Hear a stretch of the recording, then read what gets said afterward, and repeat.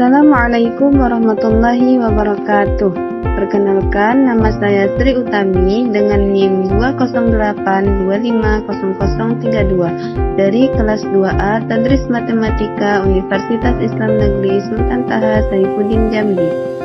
Pada video kali ini kita akan membahas materi tentang Pancasila, yaitu Pancasila sebagai dasar negara dan Pancasila sebagai dasar pengembangan ilmu.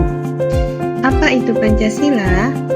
Kata Pancasila berasal dari bahasa Sanskerta, yaitu panca yang berarti lima dan sila yang berarti prinsip.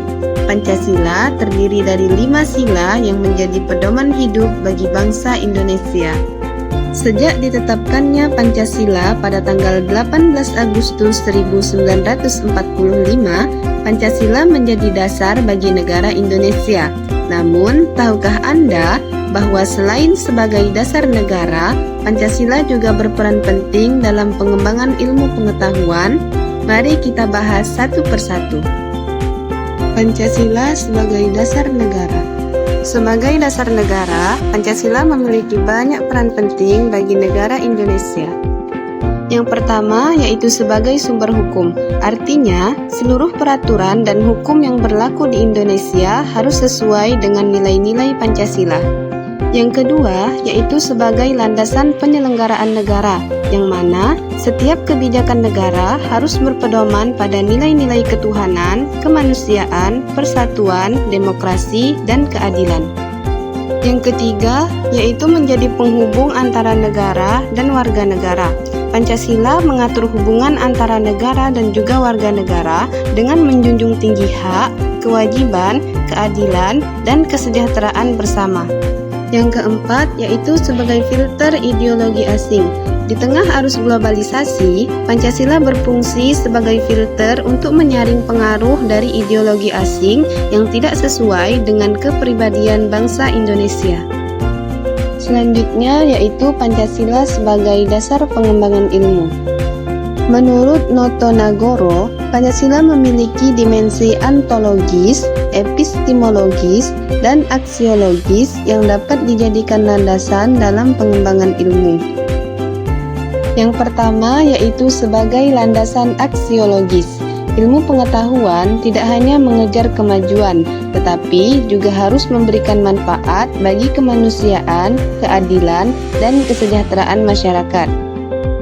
Yang kedua, sebagai sumber inspirasi.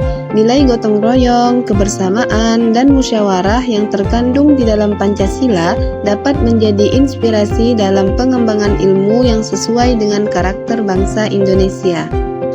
Yang ketiga, yaitu fungsi sebagai filter. Pancasila juga berfungsi sebagai filter dalam memilih dan mengembangkan ilmu pengetahuan. Setiap perkembangan teknologi perlu dipertimbangkan dampaknya terhadap manusia, lingkungan, dan kehidupan sosial masyarakat.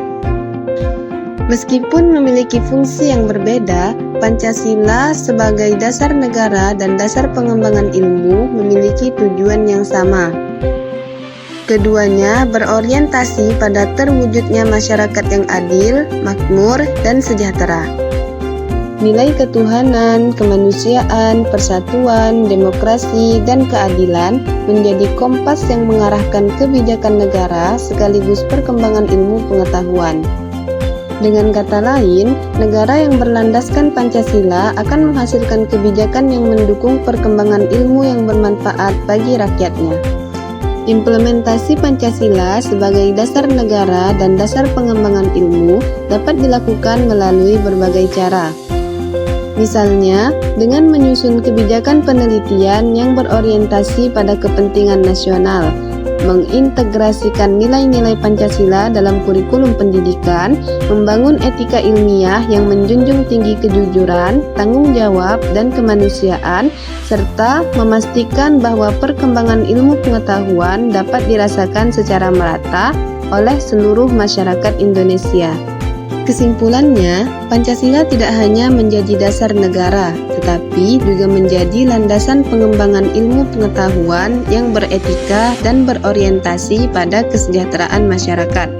Dengan mengamalkan nilai-nilai Pancasila, Indonesia dapat terus maju dalam ilmu pengetahuan tanpa kehilangan jati diri bangsanya. Baiklah, sekian video kita pada kali ini. Terima kasih telah menonton.